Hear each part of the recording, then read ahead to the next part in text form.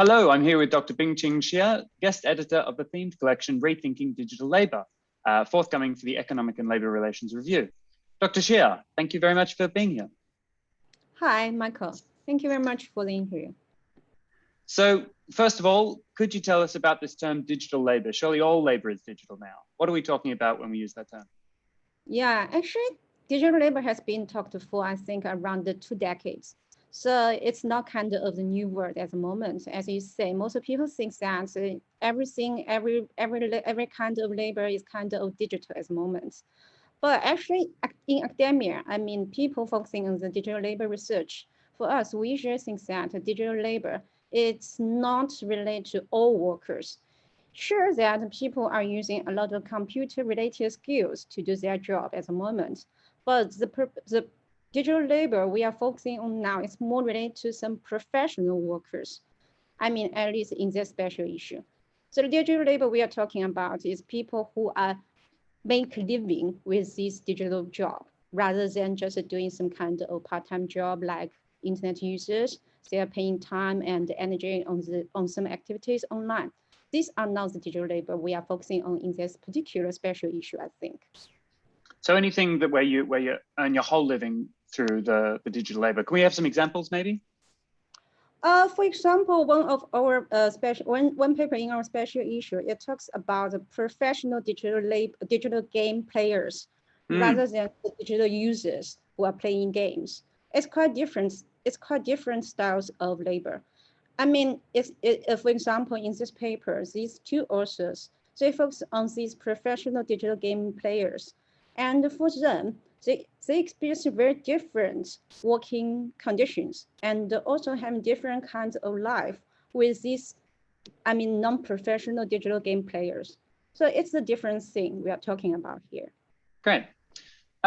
Second of all, the intervention that the themed collection makes, I guess the driving idea behind the articles together is moving beyond the dichotomy of exploitation and labor agency in relation to digital labor. I think there's actually also a second intervention that you make really nicely, and that is to move beyond Western-centric critique in the area of digital labor. But leaving that aside for one moment, unless you'd like to speak to it, could you tell us a bit more about this idea of moving beyond the exploitation agency dichotomy and how each of your contributors does this? Okay. Actually, this special issue was discussed in the end of 2019, like around that period, because during that time I attended and kind of the international conference really focused on the digital labor in China. And I heard a lot of very interesting presentations on the different forms of digital labor in Asia. And I find that kind of a very interesting finding and the different experiences I learned from the Western scholars. So at that time, I just get a feeling that maybe it's time for us to talk about some Asian styles or maybe Asian experience in the digital labor research. And but to what extent it's different, at that time, I'm not that clear with. So that's why I just use the colorful paper and invite a lot of scholars from Asia, especially the East Asia, because Asia is very big. And for the East Asia, West Asia, they have different experiences. So I really focus on the East Asia experiences. And at that time, we just realized that we do have very different experience from the Western centered scholars. Because like, for example, we have the one of the online commercial article. And the author, Dr. Zhang, she really focused on the village experiences that relate to the digital labor, digital work. So how actually to what extent the inequality between the urban area and the village area in China, it relates to the digital labor experiences. That's kind of a very interesting question. And further, she also asks that how it influences or maybe get involved in the global value chain. So that's kind of the, I think the East Asian experience we want to address. And it's kind of a way to jump out of the exploitation dichotomy, which you just mentioned. And it's kind of the very necessary and very important theme in the past decade in the digital labor research. And I don't want to be that ambitious, say that we really doing a very big contribution to that.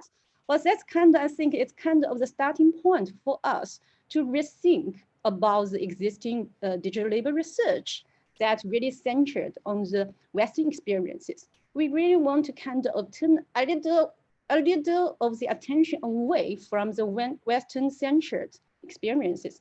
We want to say kind of, I mean, a different story, maybe some different experience shared with others from the East Asia part. Yeah, I really think so. So those two interventions are quite linked, actually. The moving beyond a Western-centric critique and displacing exploitation versus agency is the only way to think about this. I think that the collection is really speaking to a number of debates that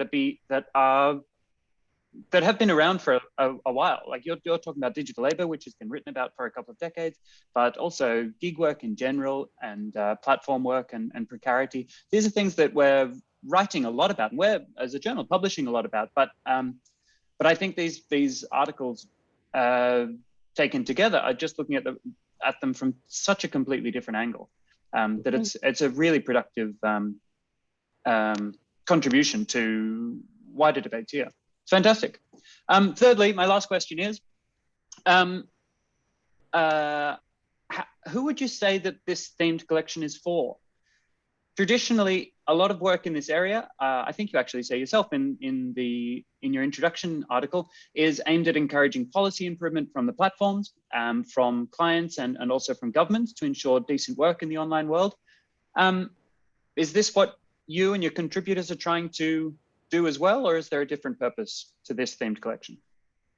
I think it's kind of difficult to say whom exactly we want to talk to, but I mean, at least we are very clear at the moment is that we want to talk to the existing digital labor research.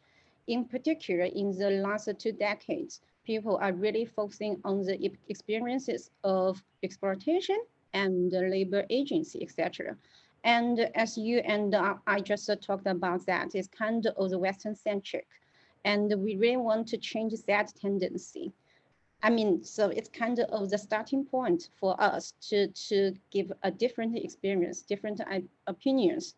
And I think it's still too early to say that we really want to prompt the government or some politics-related agents to do some change.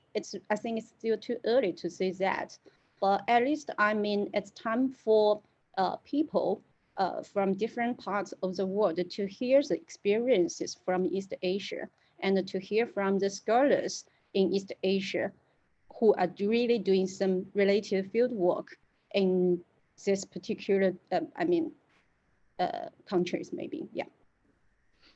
Okay. The themed collection is Rethinking Digital Labour. It's published at the Economic and Labour Relations Review. Dr. Xia, congratulations on the themed collection and thank you so much. Thank you very much, Michael. Thank you for the interview. Thank you to all authors.